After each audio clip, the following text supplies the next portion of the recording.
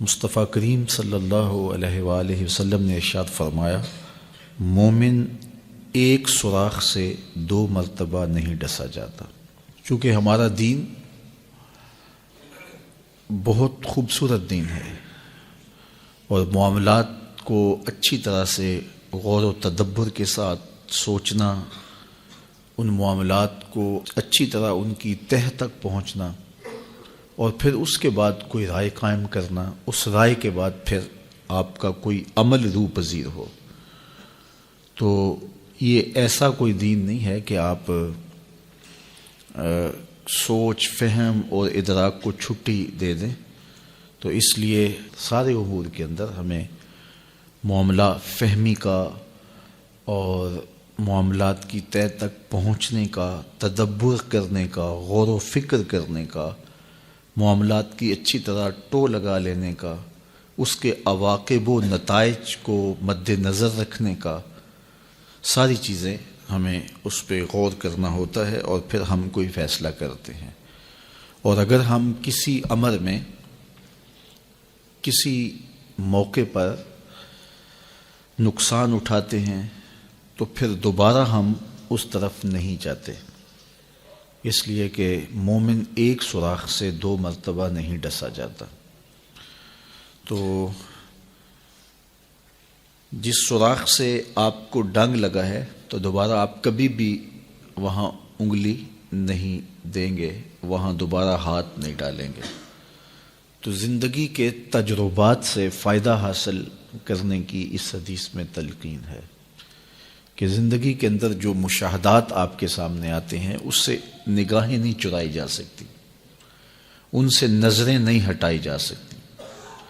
تو جو آپ کے مشاہدات ہوں، جو آپ کے تجربات ہوں اور جو چیزیں آپ نے دیکھی بالی ہوں اور اس کے نتائج اور عواقب آپ کی نگاہوں میں ہوں تو دوبارہ اس کا آپ ارتکاب نہیں کرتے۔ تو یہی چیز اس حدیث پاک میں بیان فرمائی گئی، اور یہ کوئی بھی عاقل ایسا نہیں کرتا کہ جہاں سے اسے ڈنگ کھانا پڑے دوبارہ وہاں ہاتھ ڈالے۔ تو یہ مومن کا انتہائی محتاط رویہ ہے جس کی نشاندہی کی گئی ہے کہ وہ معاملات کے اندر کس قدر محتاط ہوتا ہے اور اپنے طرز زندگی کو کس قدر منظم اور مرتب رکھتا ہے۔ نبی اکرم صلی اللہ علیہ وآلہ وسلم کا فرمان ہے، یہ مسلم نے کتاب الایمان میں روایت کیا، امام ترمذی نے بھی اس کو روایت کیا حضرت عبداللہ ابن عباس رضی اللہ تعالیٰ عنہ سے۔ حدیث تو طویل ہے۔ ایک وفد حضور کی خدمت میں آیا تھا، تو اس وفد کی اچھی خصلتوں کو دیکھ کر کے حضور نے ان کی تعریف فرمائی تھی۔ کہا کہ اب یہ وفد عبد القیس جو آیا ہے ان کے اندر 2 خصلتیں ہیں جو اللہ اور اس کے رسول کو بہت پسند ہیں۔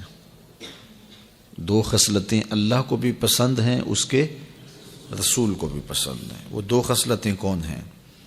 الحلم والانات، ایک بردباری اور ایک معاملات کی چھان بین، سمجھداری اور اچھے انداز سے اس کی دیکھ بھال اور سوچ سمجھ اور تدبیر۔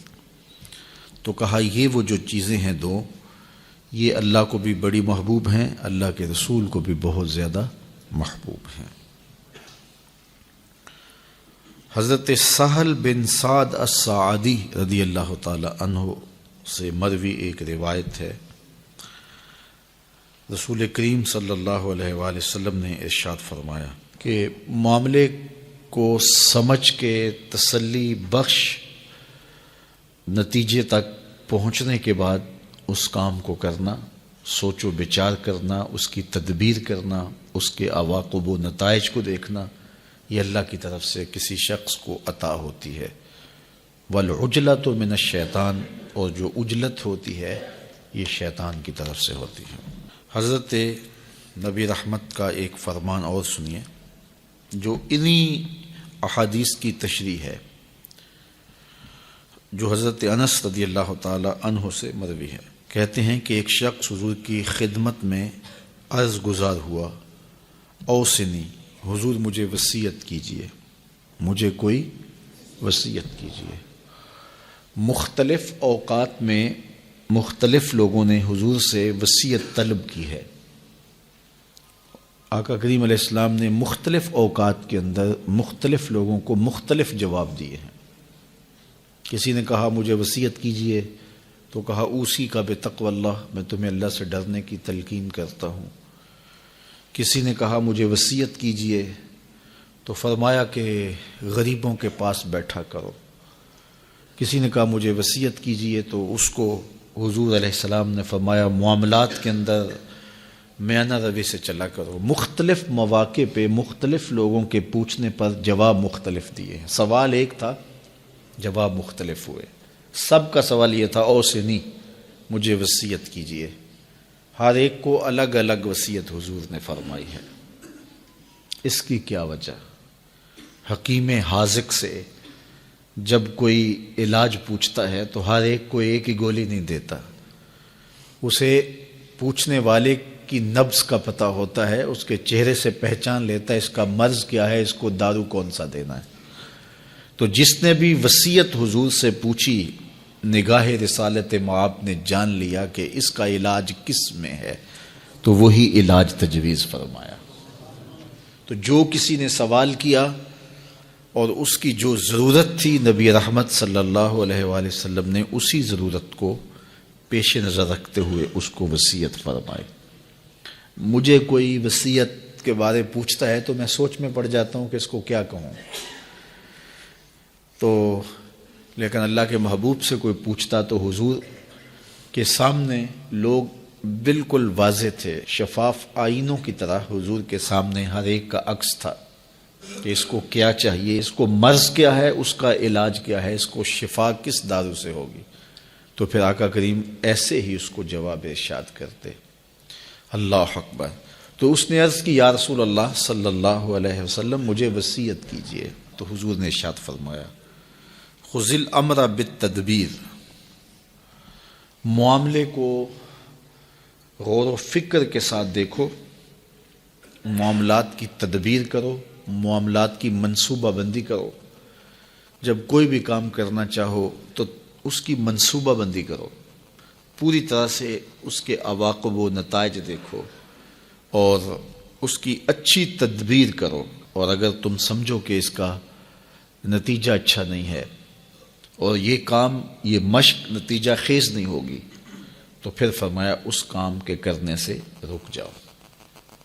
تو یہ کتنی خوبصورت حضور کی نصیحت تھی، اور ما قبل جتنی حدیثیں 2 یا 3 آپ نے سماعت کی ہیں، ان کی یہ حدیث تشریح ہے کہ حضور نے وصیت کرتے ہوئے فرمایا کہ جب کوئی بھی کام کرنا چاہو، وہ دنیا کا کام ہو یا دیگر کوئی تمہارا امور دین میں سے ایسا کام ہو، غیر منسوس کام، ایک ہوتا ہے منسوس کام، نماز پڑھنا ہے تو اس کے لیے سوچ و بچار تو نہیں کرنی، نماز تو پڑھنی ہے۔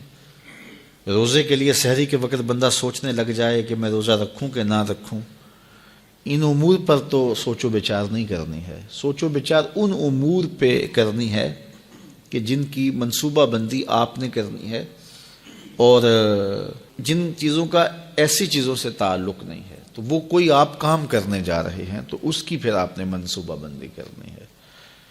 تو اسی طرح دنیاوی امور کے اندر بھی کچھ کام ہیں تو وہ تو آپ روزمرہ کی روٹین کے مطابق کرتے ہیں، اس میں تو ظاہر ہے بھوک لگی ہے تو کھانا کھا لینا ہے، بات ختم۔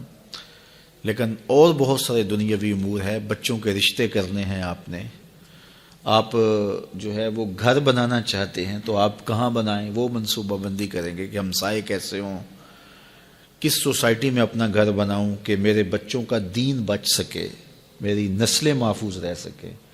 کاروبار کرنا ہے تو کون سا کاروبار کروں، اس میں تمام پہلوؤں پہ غور کرنا ہوگا کہ ایسا کاروبار نہ ہو کہ جس میں ایسا کھب جاؤں کہ میرے پاس دین کے لیے بھی وقت نہ ہو اور اتنی مصروفیات مجھے گھیر لیں کہ میرے لیے 5 گانا نماز کی فرصت بھی نہ ہو۔ تو وہ منصوبہ بندی کرنی، دیکھنا ہے میرا فائدہ کس میں ہے، میرے جسم کو راحت کہاں ہوگی، میرا دین کیسے بچے گا، میں اپنی اولاد کو وقت دے پاؤں گا یا نہیں دے پاؤں گا۔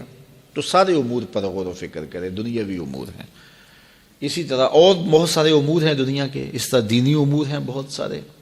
آپ دینی کوئی کام کرنا چاہ رہے ہیں تو فیلڈ کے اندر بہت سارے منصوبہ جات آپ کے لیے کھلے ہیں، کشادہ ہیں. آپ نے اختیار کرنا ہے تو آپ اپنی رجحان طبع دیکھیں، میری طبع کا رجحان کیا ہے. رجحان طبع کے مطابق آپ کام کریں گے تو آپ کے لیے کام کرنا آسان ہوگا. ایک شخص فطرتاً مدرس ہے لیکن وہ مقرر بننے کی کوشش کرے گا، تو چونکہ وہ فطرتاً مقرر نہیں ہے تو خام خواہ ایک مشقت میں پڑے گا، تو اس کو اپنی صلاحیتوں کو ادھر لگا دینا چاہیے. ایک شخص کی طبع کے اندر جو ہے وہ تقریری صلاحیتیں ہیں تو وہ محرر بننا چاہتا ہے تو اس کے لیے یہ مشکل ہوگا کہ صلاحیتیں اس کو کسی اور جانب کھینچ رہی ہیں اور وہ اپنے آپ کو کسی اور سمت لے جا رہا ہے. اسی طرح مختلف امور ہیں جو اپنی طبع کو دیکھے، پھر دیکھے کہ مختلف امور ہیں، اس وقت حالات کا تقاضا کیا ہے، اس وقت امت کو سب سے زیادہ ضرورت کس چیز کی ہے.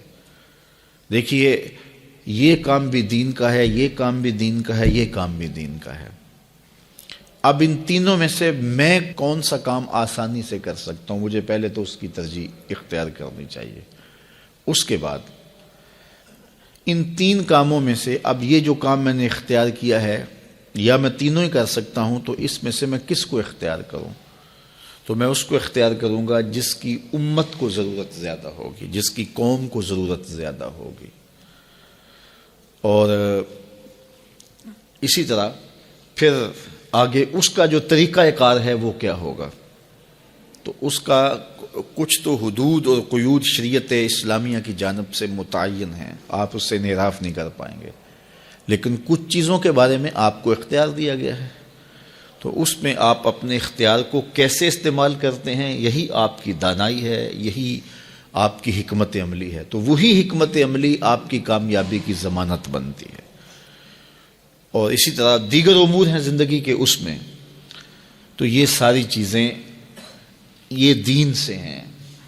ایسا نہیں ہے کہ جدھر میں نے منہ اٹھا لیا اور ادھر میں چل پڑا، ایسا نہیں ہے، بلکہ مجھے اپنے معاملات کو مکمل تدبیر کے ساتھ، مکمل منصوبہ بندی کے ساتھ اپنے کاموں کا کوئی رخ متعین کرنا ہوگا، کوئی ترجیحات طے کرنی پڑیں گی.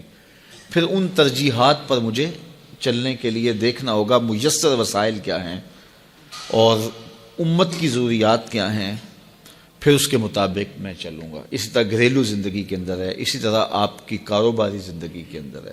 بہت سارے لوگ ایسے ہوتے ہیں کہ ان کے پاس راس المال بہت تھوڑا ہوتا ہے، اتنا بڑا کاروبار شروع کر لیتے ہیں کہ پھر قرض اٹھانا شروع کر دیتے ہیں اور قرض میں جکڑے جاتے ہیں. تو وہ کہتے ہیں جی میں نے تو جو کاروبار کیا ہے مجھے راس ہی نہیں آیا. میاں تم نے پہلے سوچا سمجھا ہی نہیں ہے. پہلے تم نے دیکھا ہوتا کہ میری چادر کتنی بڑی ہے اور میں نے پاؤں کتنے پھیلانے ہیں. تو نے چادر سے زیادہ پاؤں پھیلا لیے اس لیے تو پریشان ہوا.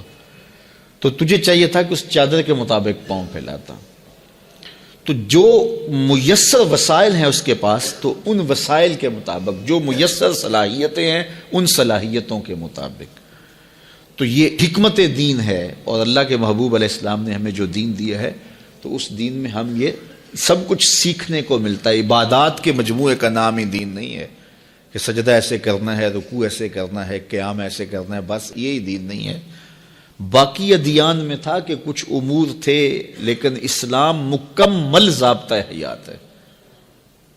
ماں کی گود سے لے کر پیدا ہونے سے لے کر لحد میں اترنے تک کوئی ایک لمحہ بھی ایسا نہیں ہے جس لمحے میں اسلام ہمیں رہنمائی نہیں دیتا ہے.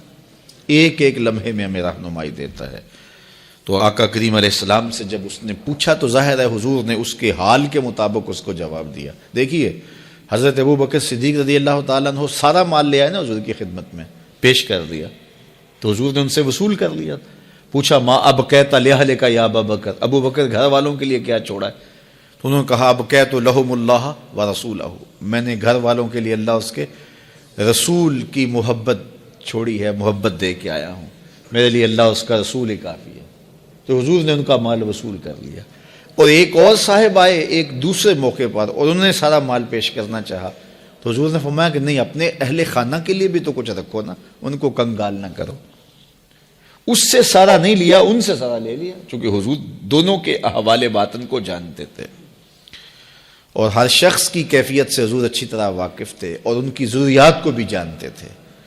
اس لیے اللہ کے محبوب علیہ السلام نے دونوں لوگ ایک ہی عمل کر رہے ہیں، لیکن ایک سے حضور قبول کر رہے ہیں، دوسرے سے قبول نہیں کر رہے۔ تو یہ ساری چیزیں ہیں، یہ حکمت ہے، یہ دانائی ہے، اور نبی کا منصب ہی یہ ہے، یعلمہم الکتاب والحکمہ ویزکیہم۔ نبی حکمت اور کتاب سکھاتا ہے اور پھر تزکیہ باطن کرتا ہے، تو یہ نبی کے منصب میں سے ہے۔ تو اس نے کہا حضور مجھے وصیت کیجئے، تو فرمایا کہ جب تم کوئی کام کرنا چاہو تو اس کی باقاعدہ منصوبہ بندی کرو۔